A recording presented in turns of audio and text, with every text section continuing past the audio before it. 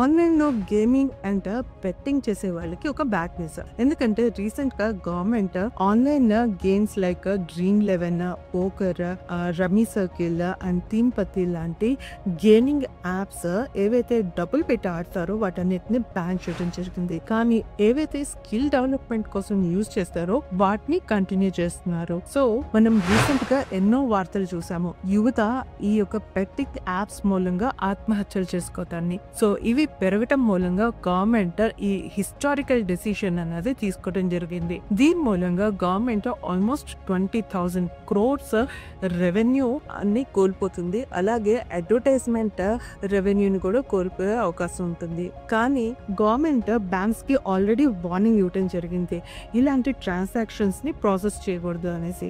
అలాగే ఈ యాప్ యొక్క అడ్వర్టైజ్మెంట్స్ ని కూడా బ్యాన్ చేశారు. దాంతో పాటుగా ఎవరైతే ఈ యొక్క గేమింగ్ యాప్స్ ని ప్రమోట్ చేసే లైక్ సూపర్ స్టార్స్, అలాగే క్రికెటర్స్ అండ్ ఇన్ఫ్లుయెన్సర్స్ ని కూడా చేయకూడదు అనేసి చెప్పడం జరిగింది. కానీ వీళ్ళు వైలేట్ చేస్తే కనుక ఈ రూల్ ని వాళ్ళకి ఆల్మోస్ట్ 3 years ప్రిజన్మెంట్ అండ్ అలాగే 1 crore వరకు పెనాల్టీ పడే అవకాశం ఉంటుంది. సో ఈ హిస్టారికల్ ఇయర్ డెసిషన్ గురించి మీరేమనుకుంటున్నారో కామెంట్ బాక్స్ లో చెప్పండి.